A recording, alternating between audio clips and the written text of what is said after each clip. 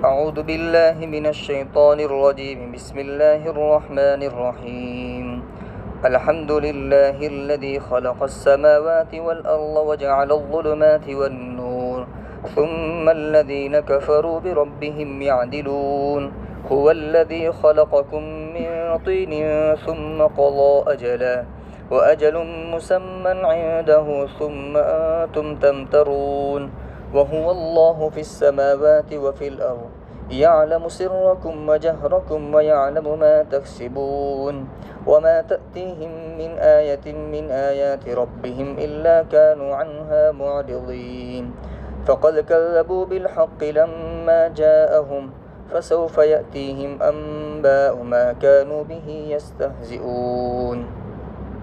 ألم يروا كم أهلكنا من قبلهم من قرن مكناهم في الأرض ما لم نمكن لكم وأرسلنا السماء عليهم مدرارا وجعلنا الأنهار تجري من تحتهم فأهلكناهم بذنوبهم وأنشأنا من بعدهم قرنا آخرين. ترجمہ. سورہ انعام. شروع کرتا ہوں اللہ کے نام سے جو بے حد مہربان نہایت رحم کرنے والا ہے۔ تمام تعریفیں اس اللہ کے لیے ہیں جس نے آسمانوں اور زمین کو پیدا کیا اور تاریکیوں اور روشنی کو بنایا۔ پھر جو لوگ انکار کیا وہ اپنے رب کے ساتھ برابر قرار دیتے ہیں اور اپنے رب کا ہمسر قرار دیتے ہیں۔ وہی ذات ہے جس نے تم کو گھارے سے پیدا کیا، پھر اس نے ایک وقت مقرر کیا اور ایک متعینہ وقت اور ہے اللہ جس کا علم اللہ کے پاس ہے، پھر بھی تم لوگ شک کرتے ہو۔ اور وہی اللہ ہے آسمانوں میں بھی اور زمین میں بھی، وہ تمہاری پوشیدہ باتوں کو بھی جانتا ہے اور تمہاری علانیہ باتوں کو بھی، اور اس چیز کو بھی جانتا ہے جو تم کرتے ہو۔ ان کے رب کی نشانیوں میں سے جو بھی نشانی ان کے پاس آتی ہیں تو وہ اس سے اعراض کرتے ہیں۔ پھر انہوں نے حق بات کو جھٹلایا جب وہ ان کے پاس آ چکی، پھر عن قریب اللہ تعالیٰ ان کو بتائے گا اس کی حقیقت جس کا وہ استہزاء اور مذاق اڑاتے تھے۔ اللہ کے فضل و کرم سے سورہ مائدہ مکمل ہوئی اور گزشتہ جمعرات اس کا کچھ خلاصہ یعنی اس میں بیان ہونے والے مضامین کو بھی بیان کیا گیا۔ اب یہاں سے سورہ انعام شروع ہو رہی ہے۔ سورہ انعام یہ مکی صورتوں میں سے ہیں۔ قرآن کریم کے اندر 2/3 یہ مدنی صورتیں ہیں اور 1/3 یعنی 3 حصے اگر کیے جائیں تو ایک حصہ صرف یہ کیا ہے مدنی صورتوں میں ہے، مدنی صورتیں ہیں۔ تو یہاں پر مدنی صورتیں زیادہ ہیں 2/3 اور مکی صورتیں کم ہیں یعنی 1/3 ہیں۔ تو مکی صورتوں میں سے ایک صورت ہے سورہ انعام۔ اب تک جو صورتیں ہوئی سورہ مائدہ تک، سورہ فاتحہ کو چھوڑ کر وہ ساری مدنی صورتوں میں سے تھیں۔ یہ جو سورہ انعام ہے وہ سورہ انعام مکی صورتوں میں سے ہیں۔ سورہ مائدہ کے اندر، اسی طریقے پر سورہ نساء کے اندر اور جتنی بھی مدنی صورتیں ہیں اس کے اندر خاص طور پر جن سے خطاب کیا گیا ہے اور اس میں جو مخاطب ہیں وہ یہود و نصارہ اور مشرکین مکہ ہیں، یہود و نصارہ ہے اور منافقین ہیں۔ اور مکی صورتوں کے اندر جو خاص طور پر جو مخاطب ہیں اور جن سے خطاب کیا گیا ہے خاص طور پر وہ مشرکین مکہ ہیں، اس لیے کہ مکہ میں جب تک نبی کریم صلی اللہ علیہ وسلم تھے تو مکہ کے اندر ابھی منافقین کا وجود نہیں ہوا تھا اور نہ یہاں پر نصارہ اور یہود تھے۔ لیکن جب اللہ کے نبی جب ہجرت کر کے مدینہ تشریف لے گئے تو یہاں منافقین کا بھی وجود ہوا، انہوں نے بھی سر ابھارا، اور یہود و نصارہ کا بھی یہاں پر کیا ہے ان سے بھی واسطہ پڑا۔ اس لیے مدنی صورتوں کے اندر منافقین سے بھی خطاب کیا گیا ہے اور یہود و نصارہ سے بھی خطاب کیا گیا ہے۔ یہ صورت ایک خاص اہمیت کے لائق ہے، ایک خاص شان کے ساتھ اللہ تبارک و تعالیٰ نے اس کو زمین پر اتارا ہے۔ کہا جاتا ہے اور بہت ساری روایت سے بات ثابت ہے کہ یہ صورت دیگر صورتوں کے مقابل کے اندر ایک ہی مرتبہ میں نازل ہوئی ہے، جبکہ دیگر صورتیں جیسے جیسے موقع اللہ تبارک و تعالیٰ نے موقع مناسب سمجھا کچھ آیتوں کو کیا ہے نازل فرمایا، لیکن یہ صورت ایسی ہے پورے قرآن کریم کے اندر کہ اس کو دفعتاً ایک ہی مرتبہ میں اس کو نازل کیا گیا 5-6 آیتوں کو چھوڑ کر۔ اور جس وقت یہ صورت جبرائیل علیہ السلام لے کر نازل اتر رہے تھے تو اس وقت حضرت جبرائیل علیہ السلام کے ساتھ 70,000 فرشتے آپ کے ساتھ تھے اور تسبیح بیان کر رہے تھے۔ اس خاص شان کے ساتھ اس صورت کا نزول ہوا ہے، اور جس وقت یہ نازل ہوئی اس وقت نبی کریم صلی اللہ علیہ وسلم نے اسی وقت کاتبین وحی کو حکم دیا کہ اس صورت مبارکہ کو لکھ دیویں۔ تو اس صورت مبارکہ کے اندر خاص طور پر جو مضامین بیان کیے ہیں وہ توحید ہیں، رسالت ہیں، اسی طریقے پر بعد الموت یعنی دوبارہ زندہ ہونا، اور اسی طریقے پر آخرت ہیں۔ تو یہ بنیادی مضامین ہیں۔ امام قرطبی کہتے ہیں کہ یہ جو صورت ہے وہ صورت ایک بنیادی حیثیت رکھتی ہے، ایک دین کا ماخذ کی حیثیت رکھتی ہے، اس لیے کہ اسی صورت میں سے علماء نے اور فقہا نے عقائد کے اور ایمانیات کے مسائل کو اس میں سے اخذ کیا ہے، لہذا یہ صورت بڑی اہمیت کے قابل ہے۔ اس لیے کوشش کریں کہ جب تک یہ صورت ہو تب تک، اور آئندہ بھی کیا ہے اہتمام سے بیٹھنے کی فکر کریں۔ اس کے اندر توحید کو بھی بیان کیا ہے، اللہ تبارک و تعالیٰ کے وجود کو، اللہ تبارک و تعالیٰ کی توحید کو اور صفات کو بیان کیا ہے، ان نشانیوں کے ذریعے سے جو خود انسان کے وجود کے اندر پائی جاتی ہیں نشانیاں، یا آسمانوں کے اندر یا زمین کے اندر یا عالم کے اندر جو نشانیاں پھیلی ہوئی ہیں، ان نشانیوں کے ذریعے سے اللہ تبارک و تعالیٰ نے توحید کو ثابت کیا ہے۔ سورت کا آغاز ہوتا ہے الحمدللہ،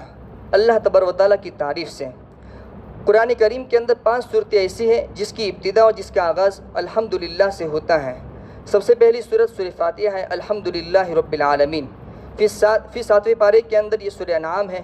پھر 7 پارے چھوڑ کر پھر سورہ کہف کے اندر ہے الحمدللہ الذی، پھر اس کے بعد سورہ 22 پارے کے اندر سورہ سبا ہے، اور پھر اس کے بعد سورہ فاتر ہے 22 پارے کے اندر۔ تو یہ 5 صورتیں ہیں۔ اس میں سب سے پہلی جو صورت ہے سورہ فاتحہ، اس کے اندر اللہ تبارک و تعالیٰ کی جو تعریف کی گئی ہے وہ عام تعریف کی گئی ہے، یعنی تمام جہانوں کا جو پالنہار ہے، تمام جہانوں کا جو پروردگار ہے، اس کی کیا ہے تعریف کی گئی ہے۔ کوئی خاص وصف کو لے کر کیا اللہ تبارک و تعالیٰ کی تعریف نہیں کی گئی۔ باقی 4 صورتوں کے اندر جو تعریف کی گئی ہے وہ ایک خاص وصف کو لے کر تعریف کی گئی ہے، جس طرح کہ یہاں پر اللہ تبارک و تعالیٰ کی جو تعریف کی گئی ہے وہ اس بات پر تعریف کی گئی کہ اللہ تبارک و تعالیٰ نے آسمانوں کو اور زمین کو پیدا کیا، تو یہ اللہ تبارک و تعالیٰ کی قدرت کی نشانی میں سے ایک بڑی نشانی ہے۔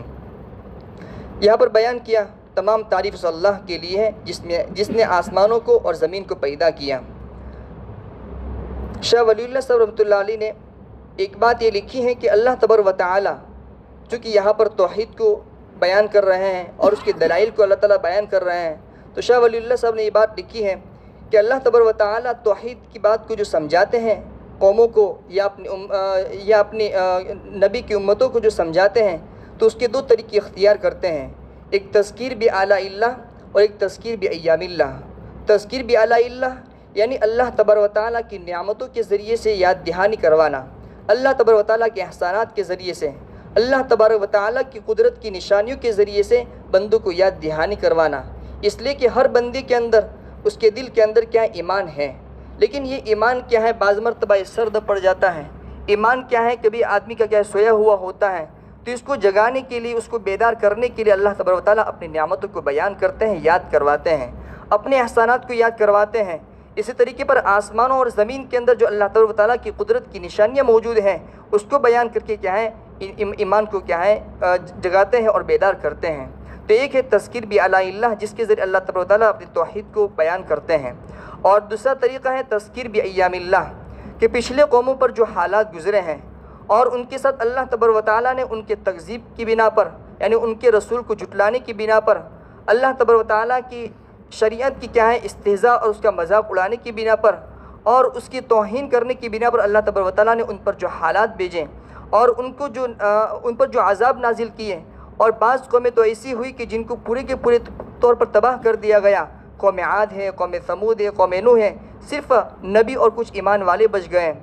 تو اللہ تبارک و تعالیٰ ان کا بھی تذکرہ کرتے ہیں، اور ان کا تذکرہ کر کے اللہ تبارک و تعالیٰ یاد دہانی کرواتے ہیں اور نصیحت کرتے ہیں اپنے بندوں کو کہ جس طرح ان کا یہ حال ہوا، ان کا یہ حشر ہوا تکذیب کی بنا پر، نافرمانی کی بنیاد پر، اسی طریقے پر بھی تمہارا یہ حال ہو سکتا ہے اگر تمہارے اندر بھی یہ اوصاف پائے گئے۔ تو اللہ تبارک و تعالیٰ اس کے ذریعے سے بھی اپنی توحید کو ثابت کرتے ہیں اور اپنی اطاعت کو کیا ہے بندوں کے اندر اپنی اطاعت کا جذبہ پیدا کرتے ہیں۔ تو اللہ تبارک و تعالیٰ فرماتے ہیں تمام تعریف اس اللہ کے لیے ہیں جس نے آسمانوں اور زمین کو پیدا کیا۔ تو تعریف جو ہوتی ہے وہ کمال پر ہوتی ہیں، اس لیے کہ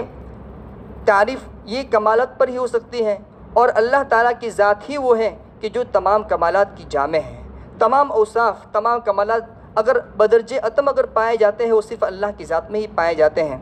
تو اس لیے جتنی بھی تعریف کی جائے بعض مرتبہ تعریف چیزوں کی جاتی ہے، انسانوں کی جاتی ہے، تو یہ انسانوں کی تعریف کرنا، چیزوں کی تعریف کرنا، یہ بھی اللہ ہی کی تعریف کرنا ہے، اس لیے کہ چیزوں کے اندر جو کمال پیدا ہوا، انسانوں کے اندر جو کمالات جو کمالات ہیں، جو اس کے اندر جو جوہر ہے، اس جوہر اور اس کمال کی جو تعریف کی جا رہی ہے، یہ جوہر یہ کمال بھی اللہ ہی کا دیا ہوا ہے، اللہ ہی کی دین ہے، اللہ ہی کی عطا ہے۔ لہذا انسان کے کسی کمال پر یہ تعریف کرنا، اس کی کسی جوہر پر تعریف کرنا، یہ اللہ ہی کی تعریف کرنا ہے۔ اس لیے چاہے اللہ کی بذات خود اللہ کی تعریف کی جائے یا انسانوں کی یا چیزوں کی تعریف کی جائے، یہ تعریف کرنا یہ اللہ ہی کی ہے۔ اس لیے کہا کہ تمام کی تمام تعریفیں یہ اللہ ہی کے لیے ہے جس نے آسمانوں اور زمین کو پیدا کیا۔ اللہ تبارک و تعالیٰ نے آسمانوں کو، عالم کو پیدا کیا۔ عالم دو طرح کے ہیں، ایک عالم بالا یعنی اوپر والا عالم، اوپر والی دنیا، کہ جو آسمانوں سے اوپر والا جو عالم، اس کو عالم بالا کہتے ہیں، جس کے اندر جنت بھی ہے اور دوزخ بھی ہیں، اور اس کے آسمانوں سے نیچے جو عالم ہے اس کو عالم زیری یعنی نیچے والا عالم کہتے ہیں، جس کے اندر کیا ہے، ایک نظام شمسی اللہ تبارک و تعالیٰ نے کیا قائم فرمایا ہے، جس نظام شمسی یعنی جس کو انگریزی میں کہتے ہیں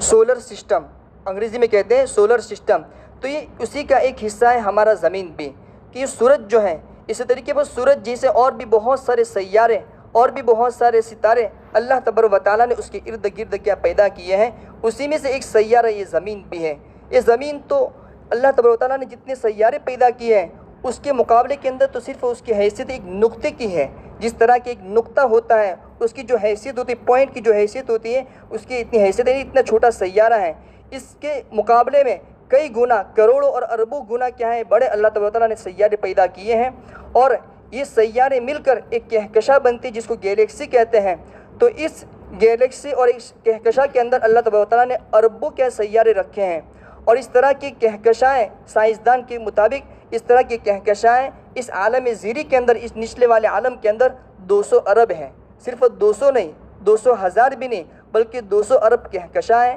اور ہر ایک کہکشاں کے اندر اربوں کیا ہے سیارے اللہ تبارک و تعالیٰ نے رکھے ہیں۔ تو یہ تو صرف عالم زیری کا کیا ہے یہ نقشہ ہوا کہ عالم زیری کے اندر کیا اللہ تبارک و تعالیٰ نے اپنی قدرت کی اتنی ساری نشانیاں رکھی ہیں، اور عالم بالا کی تو کیا ہے اس کا تصور ہی نہیں کر سکتے ہیں۔ جنت کے بارے میں کیا ہے اللہ کے نبی نے ارشاد فرمایا کہ وہاں تو ایسی ایسی نعمتیں ہیں کہ جو کسی انسان کے نہ آنکھ نے دیکھا ہے، نہ کسی انسان کے کان نے سنا ہوگا، اور نہ انسان کا تصور اور خیال وہاں تک گیا ہوگا، ایسی ایسی نعمتیں وہاں پر ہیں۔ یہ تو عالم زیری کی کیا ہے قدرت کی نشانیاں ہیں، اور وہاں کی تو کیا اس کی قدرت کی نشانیوں کا ہم تصور بھی نہیں کر سکتے ہیں۔ تو یہ اللہ تبارک و تعالیٰ فرماتے ہیں کہ اللہ تبارک و تعالیٰ اس تمام تعریف اس اللہ کے لیے جس نے آسمانوں اور زمین کو پیدا کیا۔ قرآن کریم کے اندر متعدد جگہوں پر آسمان و زمین کی پیدائش کو بار بار بیان کیا ہے، اور بار بار بیان کر کے کیا ہے اس کے اندر نشانی اور اس کے اندر کیا ہے اپنی قدرت کو بیان کیا ہے۔ ان فی ذلک لعبرۃ لأولی الابصار ان فی خلق السماوات والارض واختلاف اللیل والنہار لآیات لأولی الالباب لخلق السماوات والارض اکبر من خلق الناس، کہ آسمان و زمین کی پیدائش یہ اللہ تبارک و تعالیٰ کی جتنے بھی کمالات ہیں، کائنات کے اندر ہر چیز کے اللہ تبارک و تعالیٰ کی کمال کا کیا ہے مظہر ہے، لیکن اس میں سب سے بڑا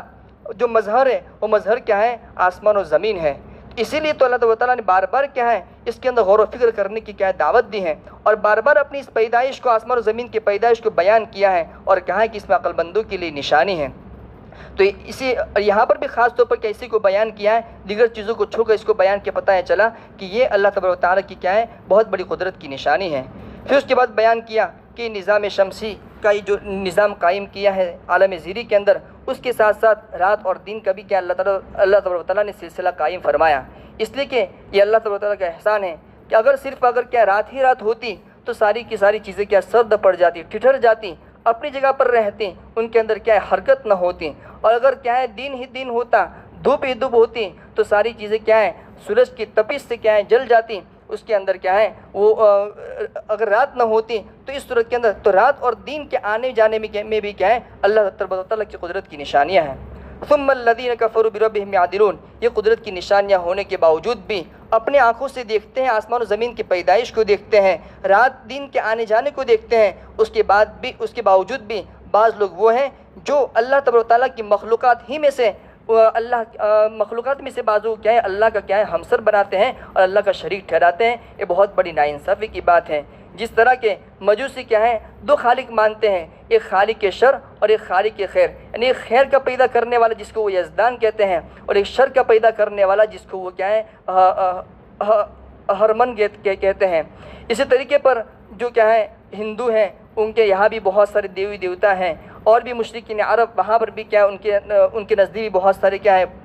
بتوں کو وہ مانتے تھے۔ تو یہاں اللہ تبارک و تعالیٰ کہتے ہیں کہ یہ جو اللہ تبارک و تعالیٰ کے ساتھ کیا ہے دوسری چیزوں کو شریک ٹھہراتے ہیں اور ہمسر قرار دیتے ہیں، تو یہ بہت بڑی ناانصافی کی بات ہے، اس لیے کہ جو اللہ تبارک و تعالیٰ اکیلے کیا ہے اتنی بڑی بڑی چیزوں کو پیدا کر سکتا ہے، اور اتنی بڑی چیزوں کو پیدا کرنے کے اندر اس کا کوئی ہمسر نہیں ہو سکتا، اس کا کوئی شریک نہیں ہے، تو پھر عبادت کے اندر اس کا کوئی شریک ٹھہرایا جائے؟ جب زمین و آسمان کی پیدائش کے اندر کیا اس کا کوئی شریک نہیں ہے، تو عبادت کے اندر کیا ہے اس کو کوئی شریک ٹھہرایا جائے؟ یہ تو بہت بڑی ناانصافی کی بات ہے۔ پھر آگے یہ تو عالم اکبر یعنی جو